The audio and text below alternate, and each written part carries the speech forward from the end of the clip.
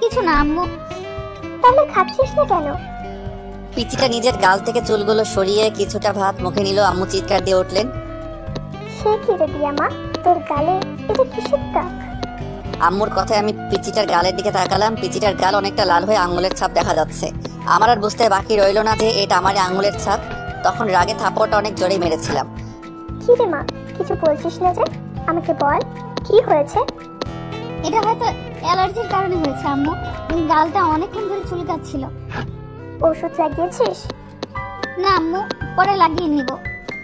মেয়েটাকে দেখে আমার অনেক মায়া হচ্ছে। আমাকে বাঁচানোর জন্য মেয়েটা মিথ্যা বললো, আর আমি কিনা নিজের উপর রাগ হচ্ছে। মেয়েটা আমার আগেই খাবারকে রুমে চলে গেল। কিছুক্ষণ পর আমি রুমে গিয়ে দেখি মেয়েটা রুমে নাই, হয়তো বেলকনিতে আছে। ভাবলাম মেয়েটাকে সরি বলে আসি। আমি বেলকনিতে গিয়ে দেখলাম পিচিটা আনমনে বাইরে তাকিয়ে আছে।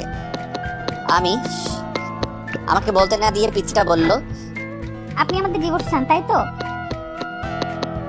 আমি জানি আপনি আমাদের ডিভোর্স চান, কিন্তু আপনার আব্বুর ভয়ে বলতে পারছেন না। আর এই বিয়েটাও আপনার আব্বুর ভয়ে করেছেন। কিন্তু আপনি চিন্তা করবেন না, ডিভোর্স হওয়ার পর আপনার আব্বুকে বলবো আমি নিজেই আপনাকে ছেড়ে চলে গেছি। বলবো আপনার কোনো দোষ নেই, আপনি ডিভোর্স পেপার রেডি করেন। পিচিটা চোখের পানি মুছে রুমে চলে গেল। আমি কিছুই বলতে পারলাম না। পরের দিন বাহিরে ঘুরতে যাওয়ার কথা বলে পিচিটাকে নিয়ে উকিলের কাছে আসলাম। উকিলের কাছে আসার পর উকিল বলল বিয়ের 6 মাস আগে ডিভোর্স দেওয়া সম্ভব না। তার মানে আমাদেরকে আরো 6 মাস একসাথে থাকতে হবে। তারপর ডিভোর্সের অ্যাপ্লাই করে কোর্ট থেকে বেরিয়ে আসলাম। আজ আমি বাইকটা সাথে আনি নাই, তাই রিক্সা দিয়ে বাড়ি ফিরছিলাম। অনেকক্ষণ ধরে রিক্সাতে বসে আছি, কারো মুখে কোনো কথা নাই, দুজনেই চুপ করে আছি। দুজনের নীরবতা ভেঙে পিচিটাই বলল, আমার একটা কথা রাখবেন। বলো। আমরা যে কটা দিন একসাথে থাকবো সে কটা দিন কি আমরা স্বামী স্ত্রীর মতো থাকতে পারি না? মানে তুই কি বলতে চাইছিস? আরে আমি তোমার কাছে স্ত্রীর অধিকার চাই না, আমি বলছি আমরা স্বামী স্ত্রীর মতো ব্যবহার করতে পারি কি না। প্লিজ আমার এই শেষ ইচ্ছাটা রাখো। আচ্ছা ঠিক আছে। সত্যি?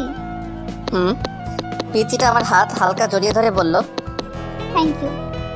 রিক্সা এসে আমাদের বাড়িতে দাঁড়ালো। ঘরে ঢুকে অবাক হয়ে গেলাম। চাচা চাচি শিহাব আরো অনেকেই আমাদের ড্রয়িং রুমে বসে আছে। পিচিটা ওর আম্মু আব্বুকে দেখে দৌড়ে গিয়ে ওর আম্মুকে জড়িয়ে ধরলো। তারপর ওর আম্মুকে ছেড়ে ওর আব্বুকে জড়িয়ে ধরার সাথে সাথে কান্না করে দিল। চাচা বললেন, আরে পাগলি মেয়ে, কাঁদছিস কেন? বাবা তুমি কেমন আছো? পিচিটা হয়তো ওর বাবাকে একটু বেশি ভালোবাসে, তাই এরকম ভাবে কান্না করছে।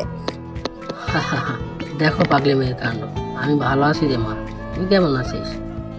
মুখে হাসি দিলেও চোখ দিয়ে পানি ঠিকই পড়ছে। ভালো বলেই আবার ডুকরে ডুকরে কান্না করতে লাগলো। চারিপাশে দেখলাম পিচিটার কান্না দেখে সবার চোখে পানি চলে এসেছে। আমার ওদের দেখে কোনো কষ্ট হচ্ছে না, কারণ আমি জানি আর কয়েক মাস পর পিচিটা ওর আম্মু আব্বুর কাছে চলে যাবে। তাই আমার তেমন কষ্ট হচ্ছে না। চাচা পিচিটার মাথায় হাত বুলিয়ে দিচ্ছে আর সান্ত্বনা দিচ্ছেন। এবার পিচিটাকে নিজের থেকে ছাড়িয়ে কপালে একটা চুমু খেলেন। পিচিটা এবার কিছুটা শান্ত হলো। আম্মু আমাকে ইশারায় বললেন চাচা চাচিকে সালাম করতে। আমি এগিয়ে গিয়ে চাচা চাচিকে সালাম করলাম। এবার আব্বু পিচিটাকে বললেন, যাও মা, ব্যাগপত্র গুছিয়ে নাও।